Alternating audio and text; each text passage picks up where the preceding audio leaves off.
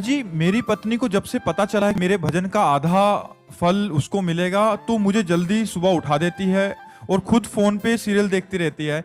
बार बार मेरा counter check करती है कि हाँ, और क्या घाटा थोड़ी होने देंगे अपने में।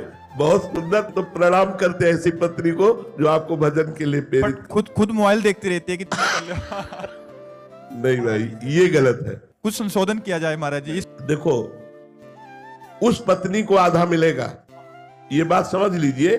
जो पति के अधीन है और पति की सेवकाई में है, उसके लिए कोई परमेश्वर नहीं, उसके लिए कोई आराधना नहीं। वो अपने पति की आराधना करती है। पति को खवाना पियाना, उनके वस्त्र धोना, उनकी सेवकाई में है, उनकी आज्ञा में है। तो पति चाहे जिस तीर्थ में जाए, चाहे जो धर्म करे, चाहे जो जप करे, चाहे जो यज्ञ करे, उसकी धर्म पत्नी को आधा हिस्सा उसका मिलेगा, क्योंकि उसने उसको परमेश्वर माना है।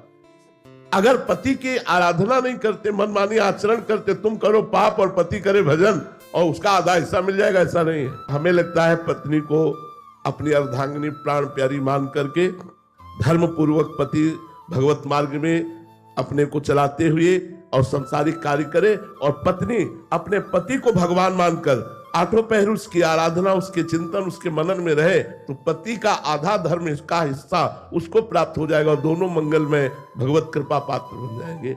लेकिन पत्नी विमुख हो या पर पुरुष गमन करती हो या अपने पति का अपमान करती हो, तो भी आधा हिस्सा नहीं प्राप्त होगा। फिर नहीं प्राप्त होगा। फिर वो धर्म विरुद्ध चल रही तो आधा हिस्सा क्यों प्राप्त होगा? धर्म युक्त चल रही हो तो उसे आधा हिस्सा प्राप्त होगा।